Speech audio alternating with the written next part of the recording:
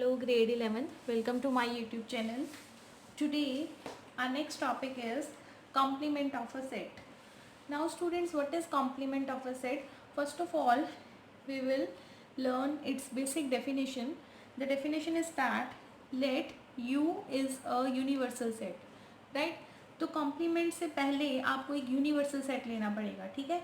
Universal set आपको हमेशा given होता है, राइट. अगर गिवन नहीं है तो आप क्रिएट भी कर सकते हो. लाइक अगर नंबर्स की बात हो रही है तो आप यूनिवर्सल सेट ले सकते हो रियल नंबर्स, ठीक है. तो इस तरह से हम क्रिएट भी कर सकते हैं. अगर जैसे आपको कोई छोटा सेट दिया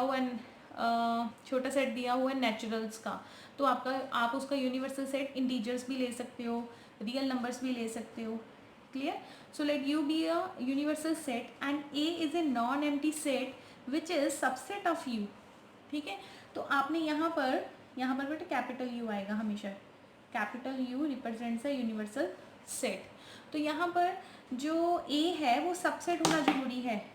ए is the subset of universal set, ये जरूरी है, ठीक है. कि एक यूनिवर्सल सेट लिया और उसमें से एक कोई उसका सबसेट ले लिया, right. Then A dash, this is called complement. तो कई लोग इसको डैश भी बोल देते हैं. ए डैश मतलब इन जनरल तो हम इसको डैश ही बोलेंगे ना. तो एक स्पेशल टाइप बन गई. यही सेम आपको मैट्रिक्स में भी मिलेगा. तो वहाँ पर ये ट्रांसपोज बन जाता है, यहाँ पर ये कॉम्प्लीमेंट बनेगा, ठीक है. A dash is called complement of A. A dash को हम कॉम्प्लीमेंट ऑफ ए तब कहेंगे which contains all the elements of U, which contains all the elements of U except A. Means देखो ए को छोड़कर बाकी सारे एलिमेंट्स ले लो यू के, ठीक है. जिसके कॉम्प्लीमेंट की बात की गई है उसको छोड़ दो, बाकी सब कुछ उठा लो. तो उसको हम क्या कहेंगे? कॉम्प्लीमेंट कहेंगे उस सेट का. किस सेट का? ए सेट का.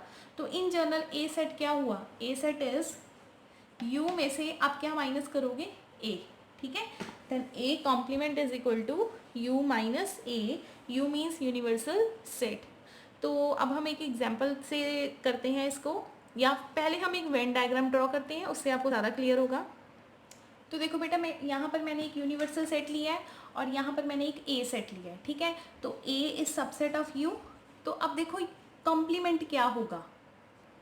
तो बेटा आप यहाँ देख सकते हो कॉम्प्लीमेंट में कौन से एलिमेंट्स आएंगे? ए को छोड़कर बाकी सारे एलिमेंट्स. तो अगर आपने इसकी डेफिनेशन लिखनी है तो how will you write its definition? A complement equals to x such that x belongs to you and, और तो नहीं आएगा ना, यहाँ की बात तो नहीं हो रही ना. x u को बिलोंग करेगा और x a को बिलोंग नहीं करेगा. स्ट्रिक्टली a के सारे एलिमेंट्स छोड़ दो, ठीक है. x belongs to u and x doesn't belongs to a. This is the definition of complement. तो आप इसको कहोगे, अगर ये कंडीशन बनती है, therefore a dash is complement of a. a dash is complement of a, right. तो a को छोड़कर बाकी सारे एलिमेंट. तो अब हम इसकी एक एग्जाम्पल करते हैं. तो ये डेफिनेशन इंपॉर्टेंट है, ये लिख लेना डेफिनेशन अपनी कॉपी पर. Let's do one example related to complement. So in this example you have two sets. First of all you have a universal set, and in universal set you have elements 1, 2, 3, 4, 5 and 6. And in set A you have two elements 2, 3. In set B you have three elements 3, 4, 5. अब आप देखो जो 2, 3 है A element में, A set में, तो उसमें 3, 3 common है. तो इट मीन्स मेरी वेन डायग्राम ये ऐसी नहीं बनेगी ना. अब आपको आइडिया हो जाना चाहिए कि इंटरसेक्शन भी दी हुई है. This is A, this is B. अगर A में 2 और 3 है और B में भी कितने हैं? 3, 4 एंड 5. तो इंटरसेक्शन कितनी आ गई? 3, ठीक है. और इसमें यूनिवर्सल सेट में एलिमेंट्स हैं 1, 2, 3, 4, 5 एंड 6. तो यहाँ पर आपने फाइंड करना है, find A complement, B complement. So what is the A complement? क्या करोगे बेटा? यू में से, मतलब इसमें से सारे ए कॉम्प्लीमेंट के एलिमेंट्स निकाल दो. तो क्या आंसर आएगा? 2 और 3 को निकाल दो तो क्या बचेगा? 1, 4, 5, 6. And B complement is, see the B complement देखो. 3 4 5 you are to eliminate from union, from universal set 1 2, b complement is 1 2, right. तो इसके बाद उन्होंने एक और पार्ट आपको इसी में दे दिया कि you are to find, also find, so here you are to find a union b complement equals to a complement intersection b complement. तो बेटा यहाँ पर सबसे पहले हम निकालते हैं, चलो a इंटरसेक्शन b कॉम्प्लीमेंट, क्योंकि हमने यहाँ पर ऑलरेडी सॉल्व किया हुआ है. a और b डैश में, a डैश और b डैश में what is common, there is only one element that is 1. अब बेटा a और b की यूनियन कर लो, ठीक है. a यूनियन b क्या आएगा, 2 3 4 5, 2 3 4 5, ठीक है.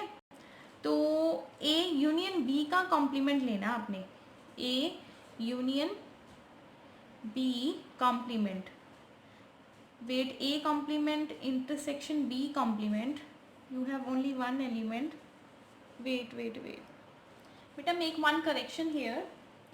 I have written b complement equals to 1 2, earlier it was but it actually it is, देखो b में u में से b को एलिमिनेट करना, 3 4 5 एलिमिनेट होंगे तो आपके पास बचेगा 1 2 6. ये क्वेश्चन बेटा ध्यान से करने होते हैं, तो मैंने लास्ट वीडियो में भी एक गड़बड़ कर दी थी, तो थोड़ा आप भी देख लिया करो, कई बार हो सकता है मिस्टेक हो जाती है तो मुझे इन्फॉर्म कर दिया करो, ठीक है. लेकिन स्टूडेंट्स कर देते हैं, दे आर वेरी इंटेलिजेंट, ठीक है.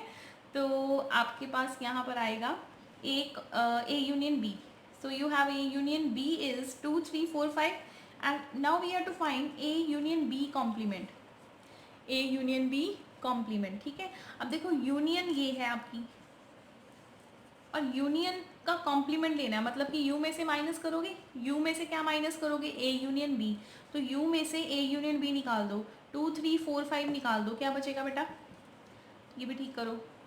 a complement intersection b complement is 1,6 और a union b complement is 1,6.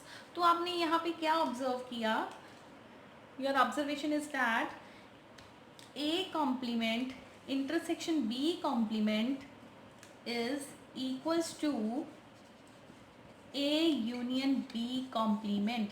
ये एक स्टैंडर्ड रिजल्ट है, ठीक है, तो आपने याद भी रखना है. सिमिलरली ये आपने किया था इंटरसेक्शन के लिए, सिमिलरली हमारे पास यूनियन के भी लिए होगा, तो हम इसको दोबारा से लिखते हैं. इस रिजल्ट को कहते हैं डिमॉर्गन्स लॉ. डिमॉर्गन जिन्होंने ये लॉ बनाया था उनका नेम है, तो डिमॉर्गन्स लॉ लिखो. अब क्या होता है, so students please note it down. De Morgan's law, a union b complement equals to a complement intersection b complement and a intersection b complement equals to a complement union b complement.